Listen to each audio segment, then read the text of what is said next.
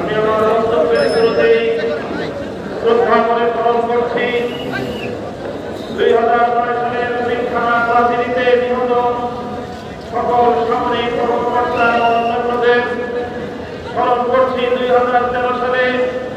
শাপলা চত্বরে গভীর রজনীতে তালিমের বুলেটের আঘাতে ছাত্র হওয়া আমার শহীদ ভাইদের